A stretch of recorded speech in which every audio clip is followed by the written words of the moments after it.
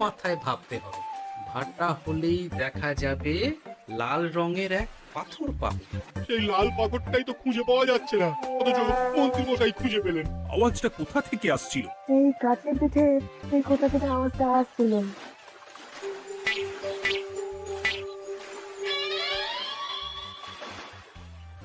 এই তো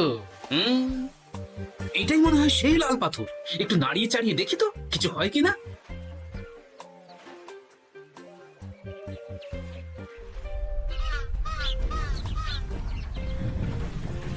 এই তো কাজ হয়েছে। এই তো সুড়ঙ্গ। আপনারা নিচে নামুন। আপনারা কি দেখছেন সেটা বলবেন মহারাজ। সবাই যদি নেমে যাই, যদি কোনো কারণে সুড়ঙ্গের মুখ বন্ধ হয়ে যায়, তাহলে আর আমরা বাইরে বেরোতে পারবো না মহারাজ। গোপাল ঠিকই বলেছে, আমরা দুজন বাইরে থাকি।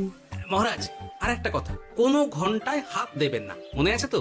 ঘন্টা যদি হয় ভুল, যেন তুমি হারাবে কুল। ওরে বাবা, এই বয়সে আর কুল হারাতে চাই না। ঠিক আছে, তোমার কথাই অক্ষরে অক্ষরে পালন করব। দেখি এই সুরঙ্গে মন্ত্রী মশাইকে দেখতে পাই কিনা। চলুন মহারাজ, সুরঙ্গে নামি। সবাই সাবধানে নামো।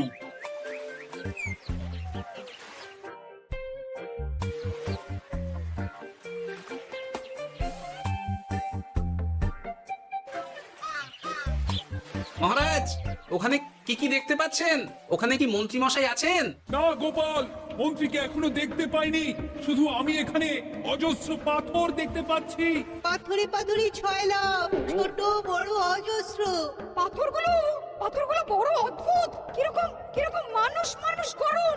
লম্বা বেঁটে হরেক রকম। মানুষ মানুষ গরম, সেটা কিরকম? আর কিছু? কোনো কলসি কি দেখতে পাচ্ছেন? কলসি তো দেখতে পাচ্ছি না। মহারাজ, কলসি থাকতেই হবে, কারণ ধাঁধা। ভিডিও ভালো লাগলে অবশ্যই লাইক এন্ড সাবস্ক্রাইব করতে ভুলবেন না।